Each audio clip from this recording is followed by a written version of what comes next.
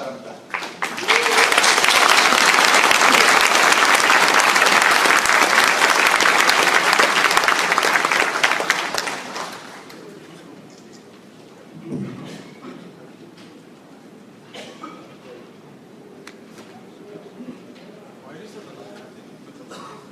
안녕하십니까. 신장섭입니다. 오늘 이 자리에 이렇게 많이 참석해 주셔서 고맙습니다. 저 개인적으로 지난 4년 전에 김우중 회장님을 만나게 되고 그 사이에 여러 가지 대화를 나눴습니다만 그 중에서 제가 이게 혹시 운명이 아닌가 하는 생각을 한 게 있습니다.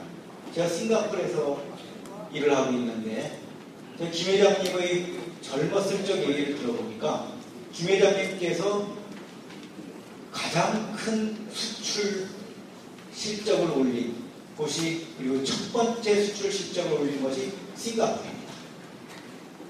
한성실업에 계실 때 한성실업이 망해가고 있을 때 혈혈 단신으로 와서 엄청난 수출 주문을 받아냅니다.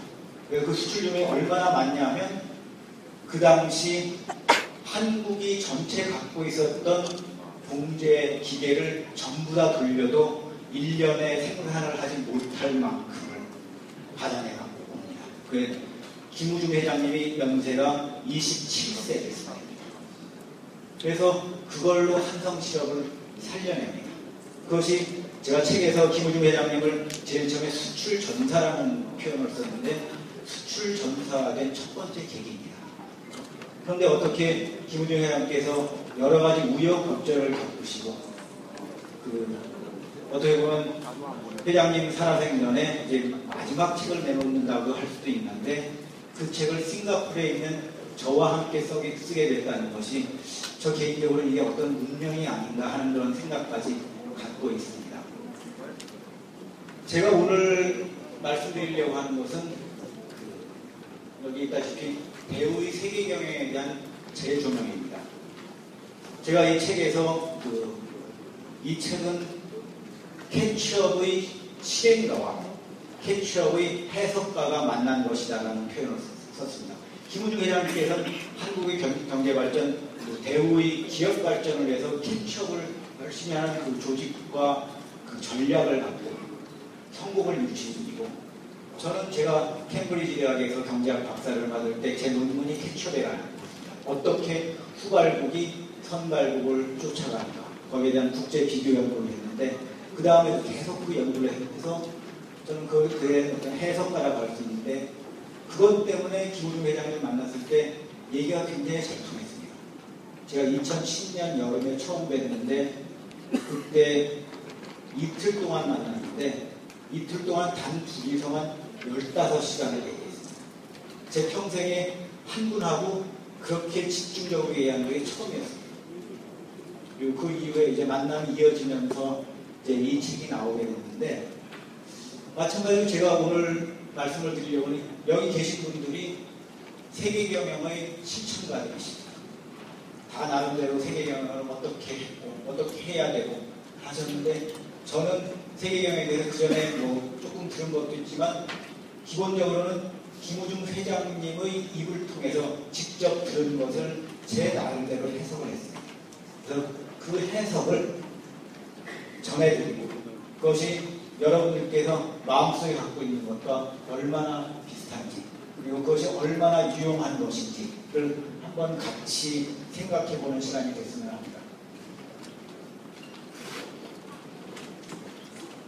그러면 배우가 15년 전에 워크아웃으로 무대에서 사라졌는데 왜 지금 배우와 김우중 회장님의 얘기를 꺼내는가? 이것이 옛날에 얘기하면 그냥 역사를 기록하는 것일 수 있습니다. 그렇지만 제가 보는 배우의 스토리와 김우중 회장님의 스토리가 일단 너무나 가슴 뛰게 하는 스토리들이 많이 있습니다.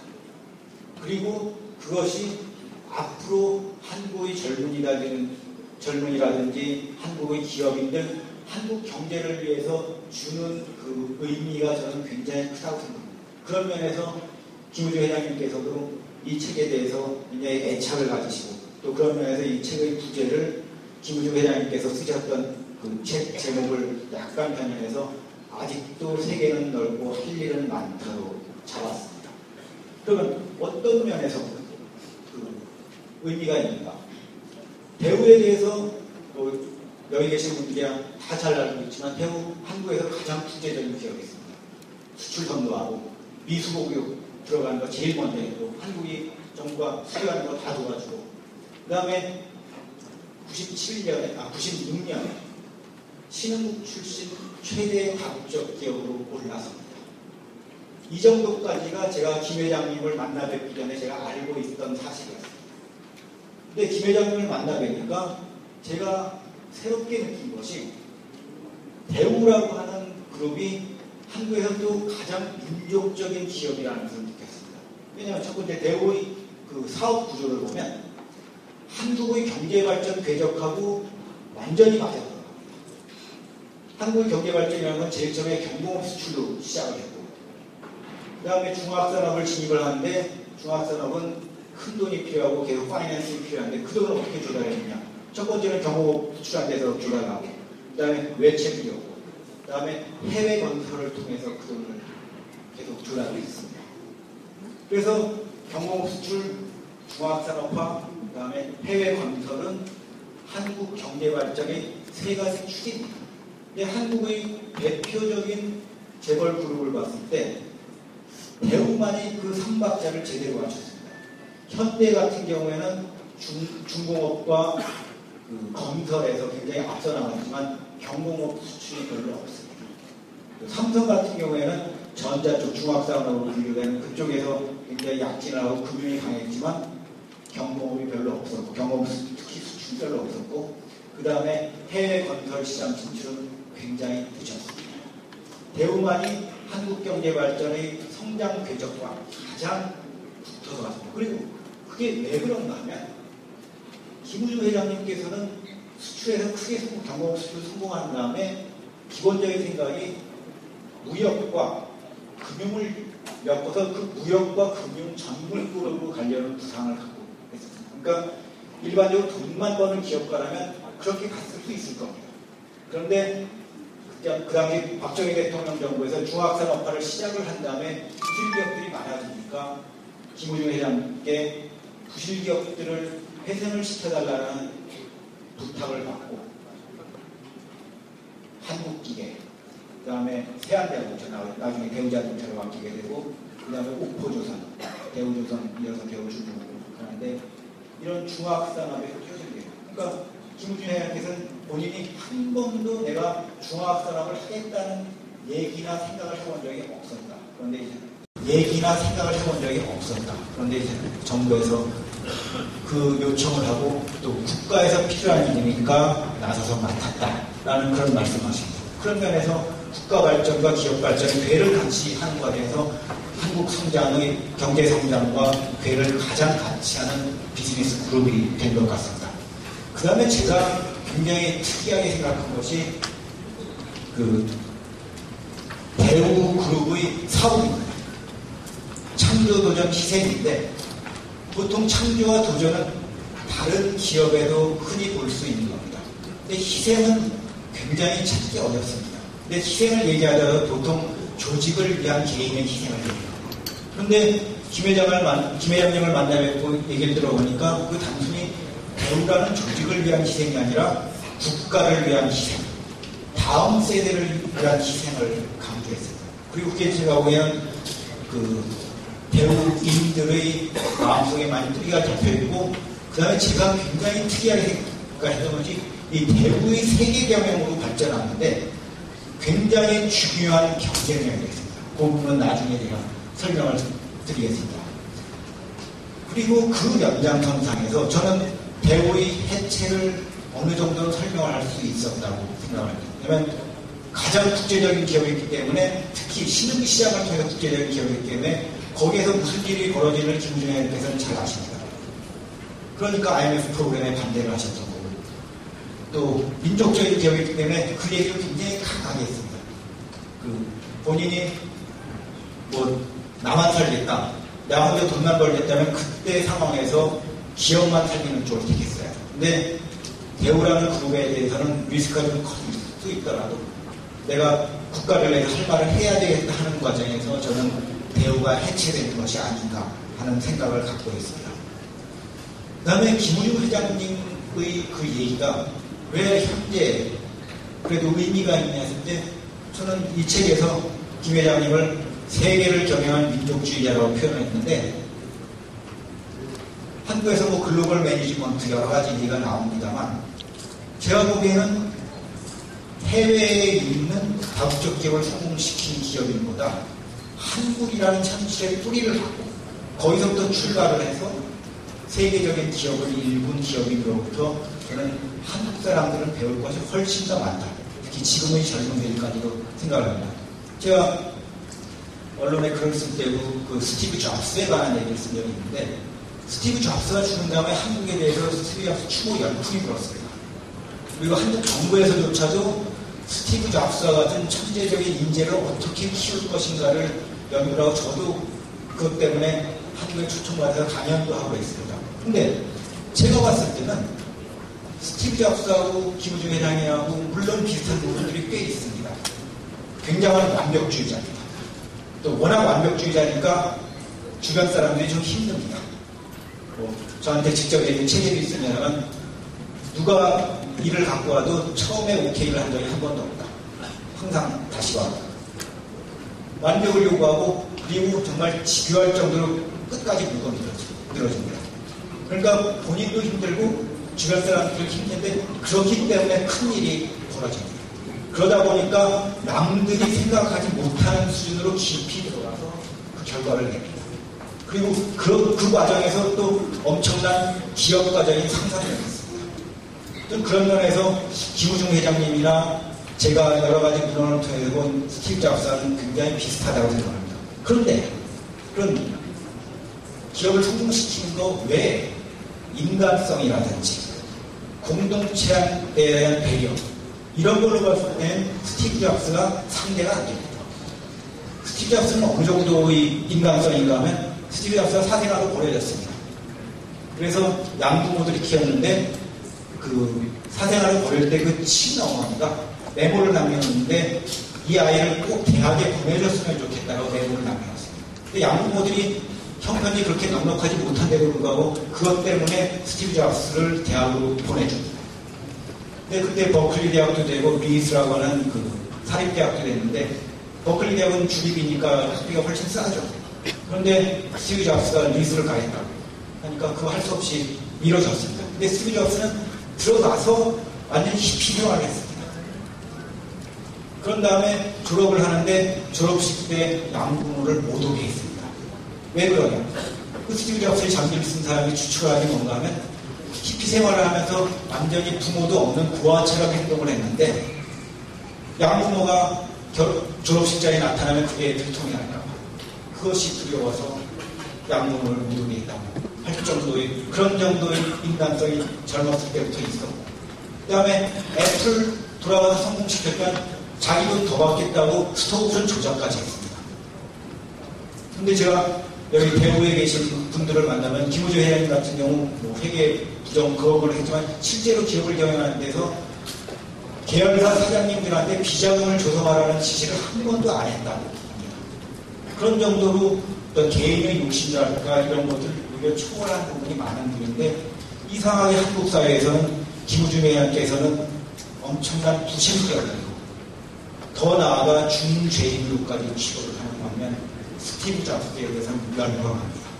저는 이 부분은 바꿔야 된다고 생각합니다. 그리고 지금 한국 사회에서 기업들과 대기업과 중소기업이 상생해야 된다 여러 가지 얘기를 하는데 대우가 컸던 과정 김우중 회장께서 기업을 경영했던 과정을 보면 상생을 일찍부터 직접 실천했습니다. 중소기업에 안 들어가겠다. 그 다음에 해외 진출에서도 세계 경영을 할 때 그 현지 국가와 50대 50으로 그쪽을 위해서 계속 필요한 일을 해주겠다. 상생을 스스로 일찍부터 실천했던 일입니다. 그런데 97년, 98년 IMF 상황에서 이상한 이런 것이 효율적인 기업가상이다 하면서 영미식 기업가상이 효율적인 걸로 들어와서 구시대의 기업가로 몰리면서 거의 처단되다시피 했는데, 저는 지금 김우중 회장 같은 상생의 기업가로서 정말로 절시자가 필요한 때라고 생각합니다. 그 다음에 김우중 회장께서는 금융에 대해 굉장히 해박합니다. 기본적으로 산업자본가인데 성인당 수출은행장께서 금융의 규제라고 이름을 붙여줬을 정도로 금융에 대해서 박습니다. 근데 지금 여러 가지 금융이라는 문제가 있지만 저는 한국 사회가 발전을 하려면 금융과 산업과 조화를 이루고 특히 산업금융이 잘 발달해야 되는데, 이 부분에서 필요한 자본가들이 금융을 잘하는 건 산업적으로 뛰는 자본가, 금융에서는 그런 산업자본을 밀어주는 시스템이 저는 필요하다고. 그런 면에서 한국이 계속 21세기에 필요한 기업가 상인데 이상하게 97년, 98년 그 당시 상황에서 퇴장을 하게 됐습니다.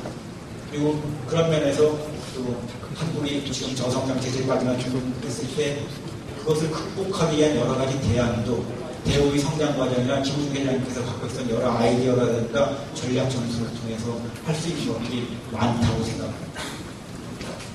그 대우에 대해서 사실 제가 이 책을 썼던 이유 중에 하나도 일단 역사 바로잡기를 하자 하는 것이 뭔가면 대우에 대한 역사 인식도 바로잡고 한국 경제에 대한 인식도 바로잡자는 그런 생각을 많이 했습니다. 대우에 대해서는 성장 신화를 읽었지 IMF 때 구조조정을 등한시해서 망한 대표적인 기업입니다. 라는 것이 일반적인 인식입니다. 그 당시 한국 경제에 대해서도 한국이 경제 규정을 읽었지만 여러 가지 구조적인 문제가 있어서 금융위기를 당했으니까 그 구조조정을 세게 해야 된다는 것이 그 당시 한국 사회를 지배한 담론이었습니다. 그리고 한국 정부의 정책도 그쪽 방향으로 갔습니다. 근데 제가 근본적으로 문제를 제기하는 건 이 구조조정이라고 하는 것이 과연 왜 해야 하냐. 원인이 누구에 의해서 기업 구조를 세게 하는 기업이 금융위에 책임이 있어야 되는데 저는 그렇지 않다고 봤거든요. 그 다음에 누구를 위한 구조조정이냐, 한국을 위한 거였으냐? 지나고 나면 한국을 위한 게 아니었습니다. 얼마나 이 구조조정 과정에서 한국 사람들이 피땀 흘려 쌓아놓은 자산이 얼마나 값싸게 넘어갔습니까? 그리고 한국은 저성장 체제에 빠졌습니다. 그 넘기고사로 성장이라도 잘 됐으면 좋은데 저성장 체제에 빠졌습니다. 그러면 과연 누구를 위한 구조조정이고 한국한테 과연 바람직한 것인가?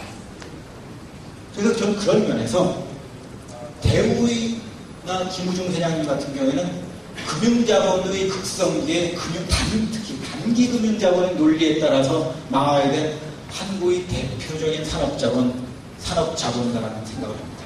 저는 그리고 그것과 연관을 시켜서 대우의 세계경영에 대해서도 재평가해야 된다는 생각을 갖고 있습니다. 그 세계경영, 글로벌 매니지먼트라는 것은 뭐 경영서에 보면 많이 나옵니다. 그러면 대우가 얘기한 세계경영과 일반 경영학에서 나오는 세계경영이 어떻게 합니까?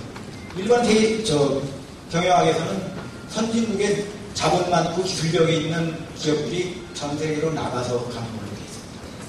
그런데 제가 보기엔 대우가 하는 것은 그 베이스가 선진국이 아니라 신흥시장입니다.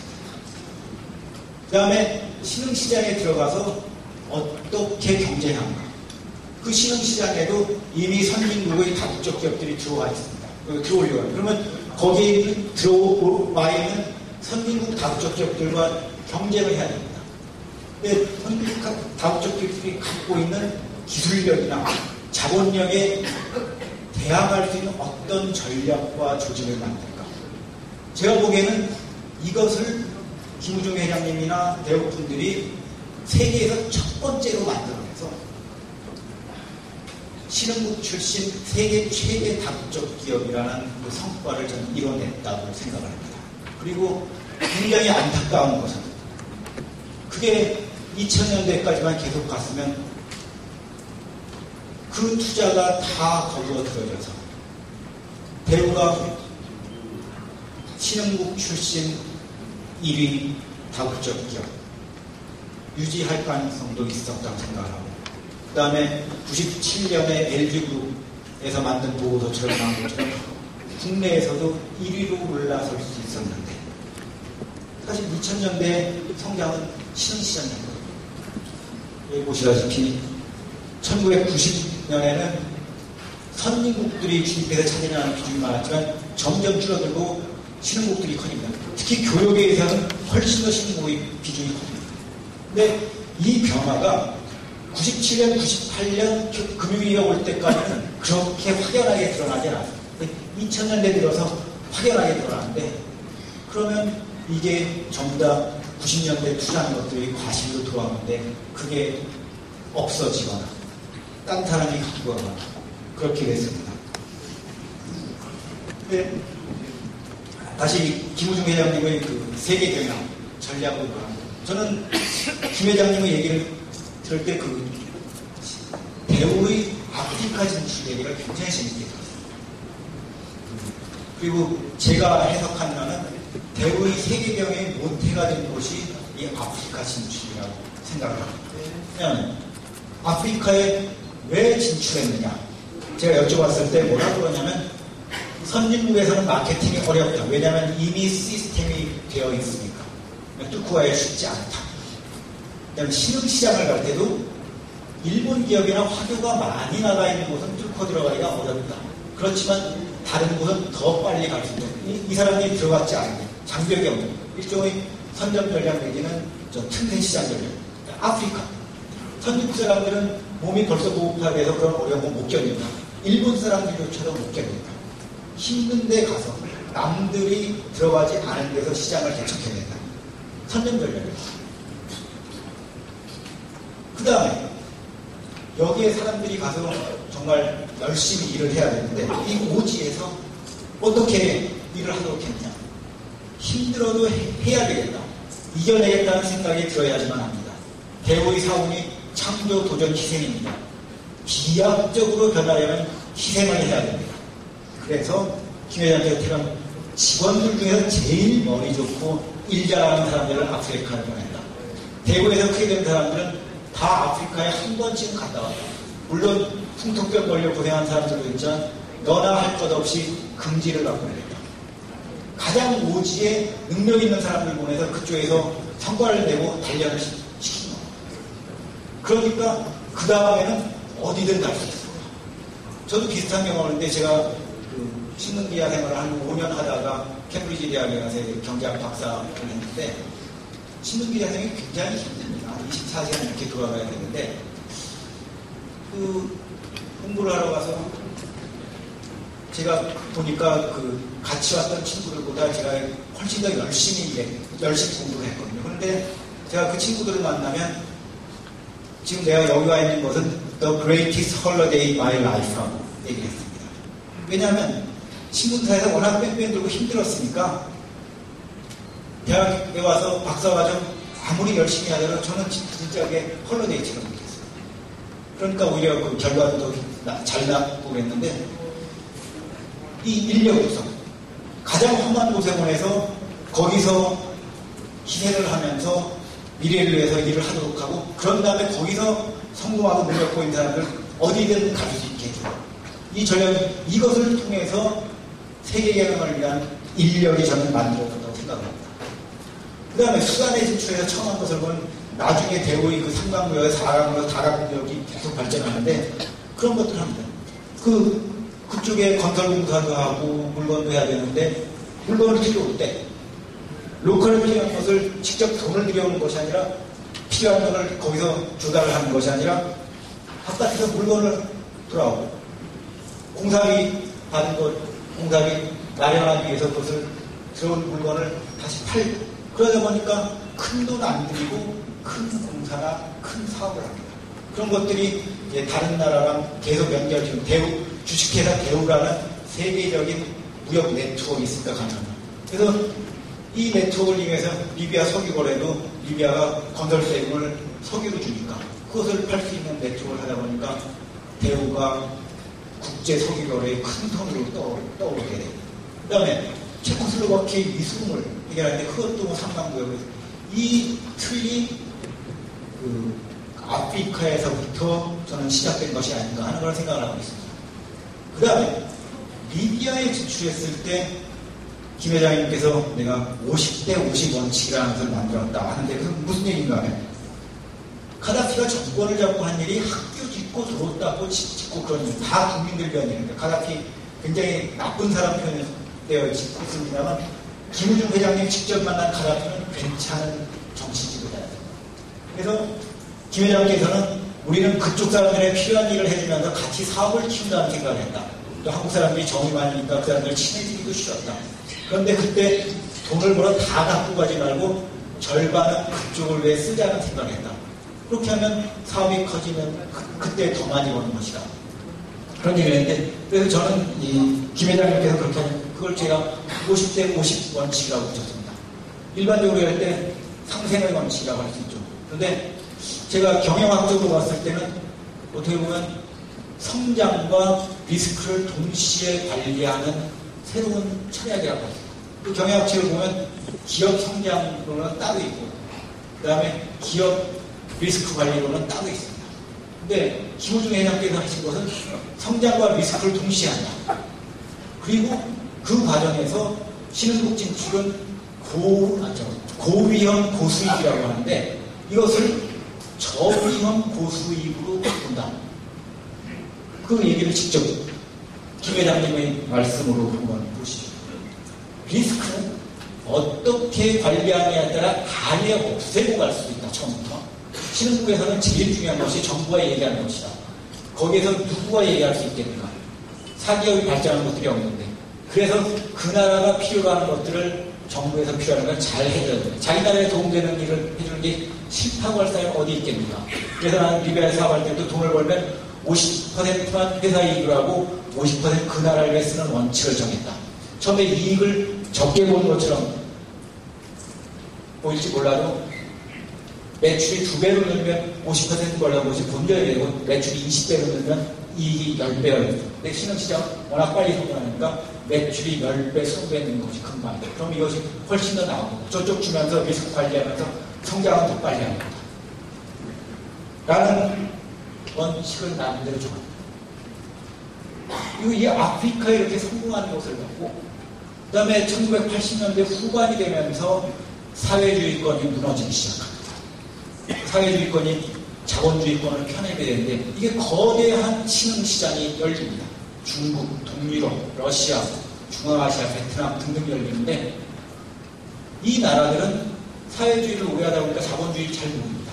그러니까 이 자본주의를 하려면 누군가로부터 자본주의를 배워야 되는데 중요한 의문은 누구의 자본주의를 낼 것인가.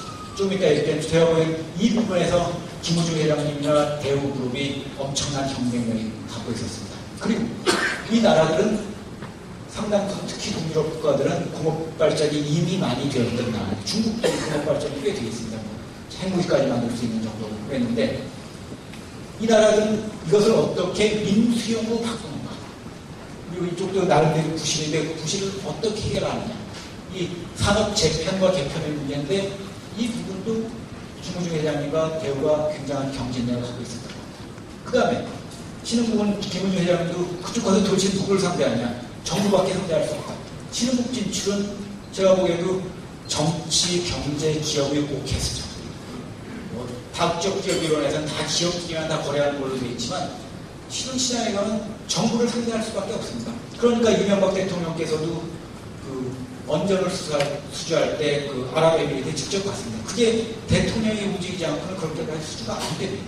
그 중국에 갔을 때 중국 공산당 상대하지 않으면 중국 사업은 안 됩니다.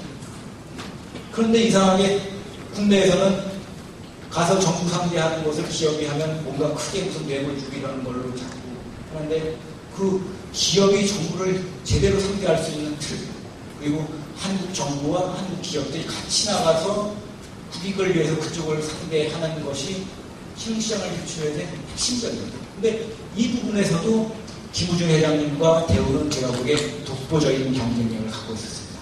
차근차근 보시죠. 첫 번째, 아프리카에서 그 오지에서 발견된 그 선점 전략이 있습니다.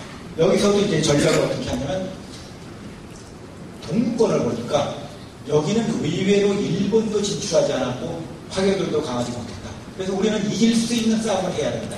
남이 약하거나 들어가지 않은 곳에 가야 한다. 우리가 아프리카에서 경험이 있으니까 그런 곳에 들어가는데 아무 문제 없습니다. 아프리카보다는 동부 사회권이 훨씬 더 살기 좋습니다. 그래서 그 전략과 조직 그대로 있습니다. 그 다음에 김우중 회장께서는 제가 세계를 경영하는 민족주의라고 표현했지만 정부의 주화 부실 산업을 처리를 하면서 경제발전과 부실기업 회생을 한 생생한 경험을 갖고 있습니다. 김우중 회장님이 직접 말씀을 동부권 체계 전환국들은 공업이 발달했던 나라들이야. 기술과 설계인데 시장에 맞춰 제품을 만들어내지는 못하는 것입니다. 그러니까 거기서 우리가 할 수 있는 일이 더 많았다. 우리는 한국기계 대우조선 정상화작업 다 해봤으니까 부실기업 정상화하는 것과 별로 다르지 않다. 직원들 의식개혁하고 교육하고 마케팅하고 생산성과 품질 높이고 이런 것들이 처음부터 다 투자하면 돈도 많이 들고 시간도 많이 걸리지만 그쪽에 설비가 있고 인력이 있으니까 파트너십으로 하면 시간도 줄이고 돈도 줄일 수 있는 것입니다. 이것을 할 수 있는 기업이 전 세계에 그렇게 많지가 않았습니다.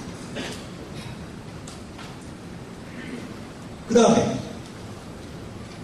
한국에서 나갔다는 것이 한국이란 중진국에서 나갔다는 것이 또 굉장히 커졌습니다. 그 신흥국의 정부 정치 지도자들이나 정부 관리들 상대를 할 때 내가 당신네 나라를 발전시킬 수 있는 아이디어와 방법을 제공해 주겠다 했을 때 예를 들어서 선진국에서 제너럴 모터스나 IBM 회장이 중국 공산당 예를 들어서 장점인 같은 분을 만나서 내가 그것을 제공해 주겠다 했을 때는 그쪽에서 그렇게 현실성 있게 받아들이지 않습니다. 어떻게 중국이 금세 미국처럼 되는가. 그리고 이 사람들이 우리같이 복잡한 정치 경제가 얽혀있는 것을 얼마나 잘하는가. 근데 김우중 회장께서는 바로 생생하게 부실 산업을 살려낸 경험이 있고 그 다음에 그 정치 지도자들한테 얘기한 것이 제대로 먹힙니다. 그러니까 그쪽에 가서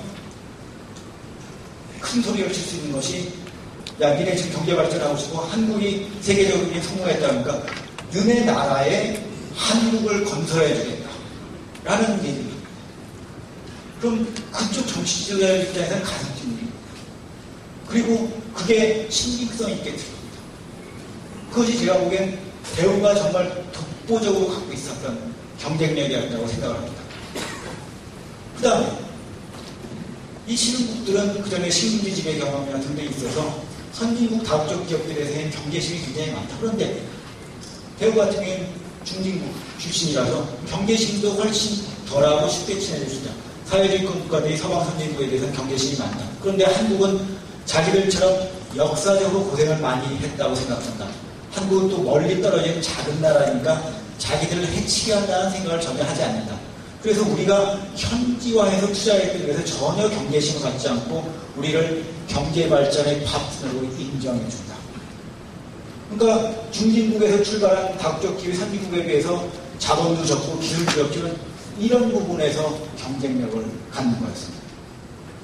그 다음에 선진국에서 이미 커져 있는 다국적 기업과 대우같이 신흥국에 출발해 이제 막 확장을 하려는 다국적 기업이 기본적으로 계산법이 다르다라는 얘기입니다.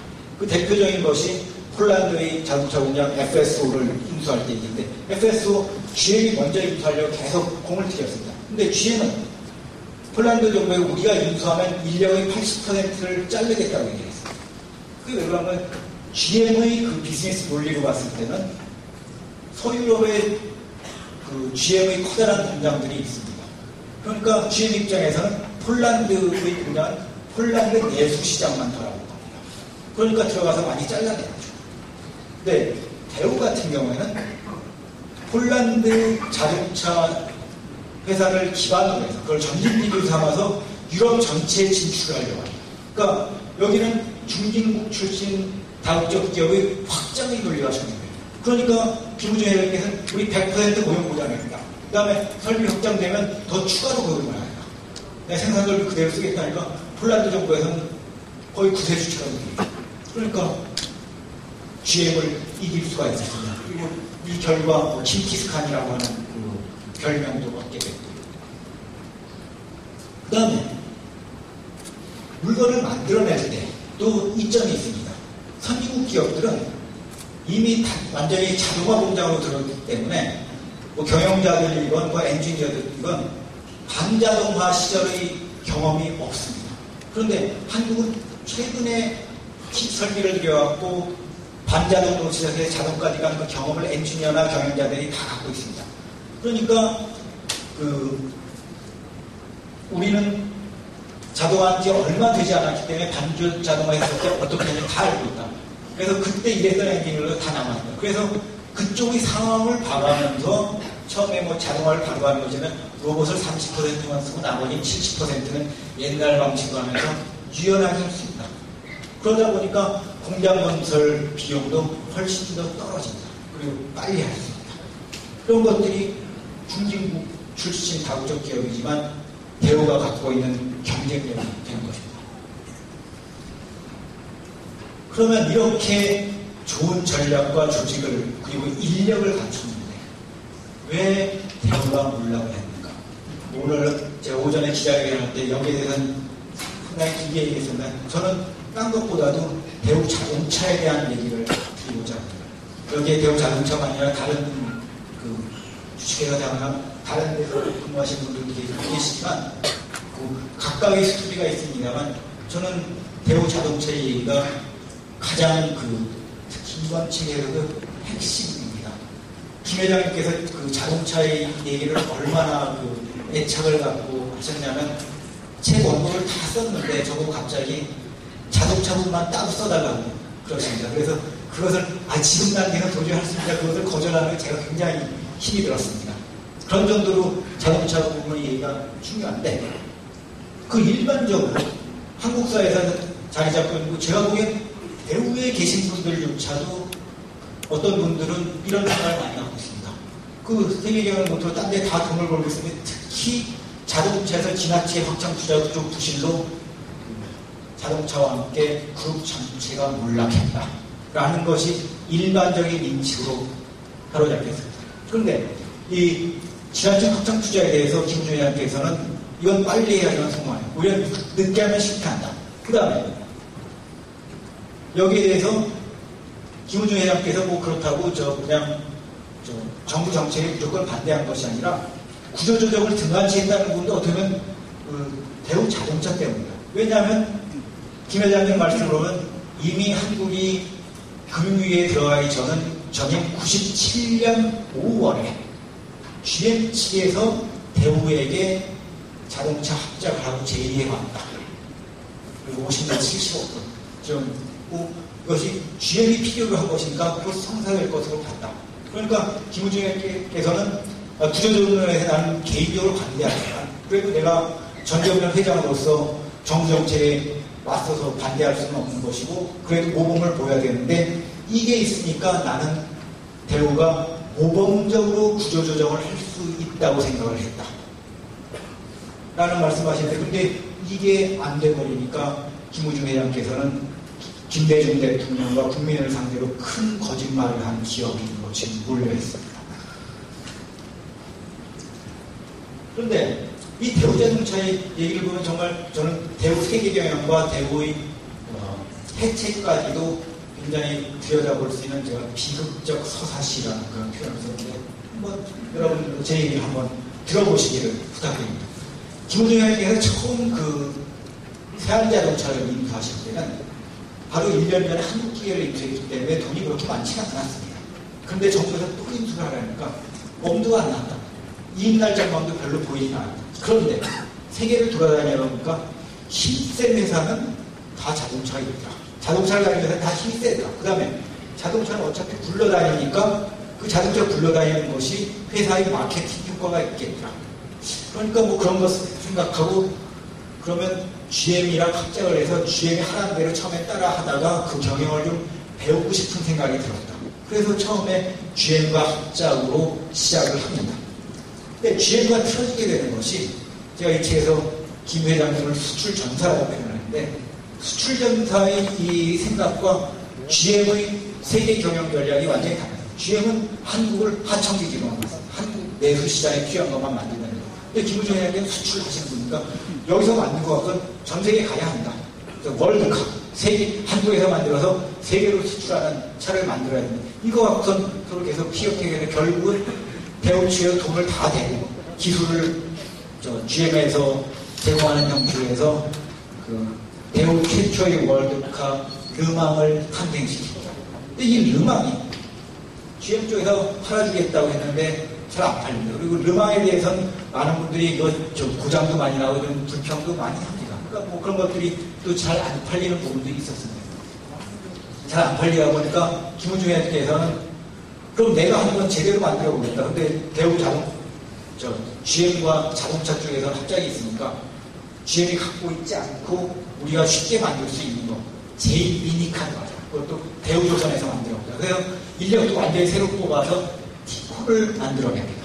근데 티코를 만들어냈는데 그게 잘 나가니까 좀 자신감이 생기시고 그러니까 그래 그러면 우리가 본격적으로 자동차에 진출을 하자. 그래서 GM한테 넉넉하게 투자금을 쳐주면서 GM과의 합작의 결별을 합니다. 네, 아까 제가 스피드 경영을 얘기했지만 정말 이 단독 경영 체계로 왔을 때 이제 완전 스피드 경영을 합니다. 그 라노스, 누비라, 레간사 3개 모델을 동시에 이것이 자동차 공업 역사상 처음입니다. 대부분 그 전에 선진국 자동차에서는 한 번에 한 모델씩 개발하는데 3개 모델을 한꺼번에 개발하는 건 처음입니다.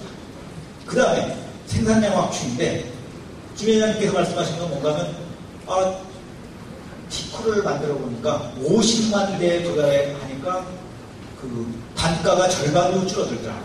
규모의 경제죠. 그러니까 한 4개 내지 4 내지 5종 정도 50만 대 규모, 한 200만 대는 250만 대는 있어야지만 세계적인 자동차 회사가 된다. 그러니까 빨리 200만 대나 250만 대에 도달하는 것이 목표.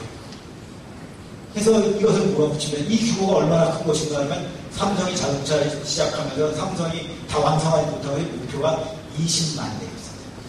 20만 대인데 김우중님께서 200만 대, 10배나 더 큰 걸로 전 세계에 만들어 나갑니다. 그래서 그런 상황에서 GM과 또 격돌을 합니다. 제가 그래서 이 확장경이나 여기에 대해서 김 회장님께 직접 여쭤봤습니다. 김 회장님의 답변은 자동차 투자는 이왕 시작했으면 빨리 해야만 되는 겁니다. 생산시설과 판매망을 빨리 늘려야지 단가가 떨어지고 경쟁력이 생긴다. 오히려 빨리 하지 못하면 위기가 벌어질 수도 있는 것이다. 세계경영 빨리 해야지 성공할 수 있는 거지 빨리 한 것 자체가 위기 요인은 아니다. 라는 그런 말씀을 하십니다. 근데 제가 그 전에 몰랐다가 김 회장님을 인터뷰하면서 새로이 알게 된 것은 GM과 완전히 결별을 한 줄 알았는데 완성차에서만 결별하고 부품에서의 합작은 유지를 했습니다. 김 회장님께서 GM과의 관계를 완전히 놓잖아요. 부품에 대한 그 산업이 굉장히 제가 생각한 것보다 크더라고요. 근데 90년대 GM과 합작회사를 통해서 부품에만 2천억 원, 굉장히 커다란 규모죠. 투자를 합니다. 그런 정도로 GM과 부품 쪽의 협력을 유지를 하고 그리고 GM에 대해서 무슨 말씀하시냐면 나는 GM과 좋은 관계를 유지하려고 했다. 그래서 나중에 우리가 힘이 세지만 우리가 원하는 조건을 언제든 다시 합작할 수 있다고 생각하고 그다음에 또 GM의 판매망을 이용하면 세계 경영을 더 빨리 달성할 수 있다고 생각을 했다고 말씀을 하십니다. 그런데 이 대우자동차의 이 건에 대해서 한국 사회에서 지금까지 거의 고착되다시피 한 것은 뭔가 하면 그 대우와 GM의 관계에서 대우가 한국이 금융위기 들어가고 자금난에 쪼달리니까 대우가 GM한테 합작을 요청했다는 걸로 많이 나와 있습니다. 제가 이 유명한 금고가 비었을 때 제가 보기에는 한국에서 나온 한국금융위기 처리 과정에 가장 상세하게 기술한 책인데 이것조차도 자동사정이 어려우니까 대우는 예스 아파트를 던 GM과 전략적 제휴 카드를 뺀다. 대규모 외자유치로 정부의 구조조정 압박을 넘길 수 있는 포석이었다. 라는 식으로 내용입니다. 그리고 당시 이현재 금융위원장도 본인의 2012년에 발간한 회고록에서 김우중 회장은 GM과의 전략적 제휴 모든 것을 걸었던 것 같은데 그러나 애초부터 불가능한 협상이었다. GM은 대우의 사정을 김 회장만큼 잘 깨고 있었다. 그리고 조건을 바꿔가며 진지를 끌더니만 98년 7월에 협상을 깨고 만다. 라는 얘기를 하고 그 다음에는 워크아웃 당시에 대우 자동차는 기술 자리를 어려웠다는 얘기까지 합니다. 이 부분이 제가 보기엔 이영재 위원장과 김준 회장님의 얘기가 180도 다릅니다. 이것이 실체적인 진실이 규명되어야 되는 부분입니다. 근데 김준 회장님께서는 이 합작은 GM이 다급해서 먼저 제안합니다. 왜냐하면 GM은 빨리 중국 시장에 진출해야 되는데 이 소형차를 갖고 있지 않았다. 그리고 당시 GM에 대해서 국내에서 많은 오해를 했는데 GM이 만약 한국에 투자하면 한국을 살려줄 구세주이고 GM은 세계 최대의 굉장히 효율적인 기업이라고 생각을 했는데 GM의 그 당시 실상은 그렇게 좋은 회사가 아니었습니다. 이코노미스트는 1998년에 GM을 문제투성이 공룡, 디트로이트에 있는 데다가 다이노소러스를 붙여서 디트로이소러스라고 표현을 합니다. 그래서 이 경영학이라고 하는 학문이 피터 드러커가 제너럴 모터스의 그 내부를 연구를 한 다음에 그걸 갖고선 쓴 것이 이제 경영학이 만들어진 처음인데, 그러니까 제너럴 모터스가 그 당시 1950년대 가장 선진적인 기업이었습니다. 그런데 이코노미스트에는 뭐라고 하냐면 현재 GM은 경영학 측에서 하지 말아야 할 것들의 교훈이 나온다 라고까지 표현합니다. 그리고 실제로 98년 이 당시에 북미의 분야를 경쟁사들과 비교했을 때 GM의 생산성이 꼴찌였습니다. 그러니까 덩치는 컸지만 실제로 그렇게 잘 나가던 회사가 아니었습니다. 그런데 국내에서는 GM은 엄청나게 잘 나가는 회사, 그러니까 그쪽과 빨리 합작을 해야 된다는 그런 돌려주고 이자까지 쳐주는 건데, 이건 원금까지 통째로 날리는 210억 불이고 대우그룹의 해체를 전제했다는 이것보다 훨씬 더 큰 손실이 난 거라고 할 수 있습니다.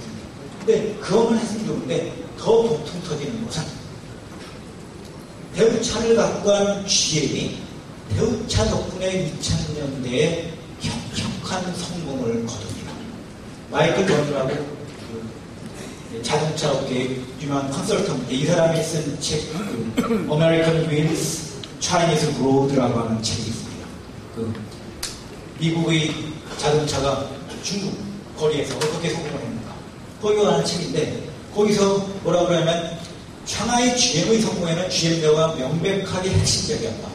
대우차 인수는 중국 시장에서 GM의 성공에 강력한 요인이었고 아마도 세계 시장에서 GM의 성공에도 그러했을 것이다 라고 얘기합니다.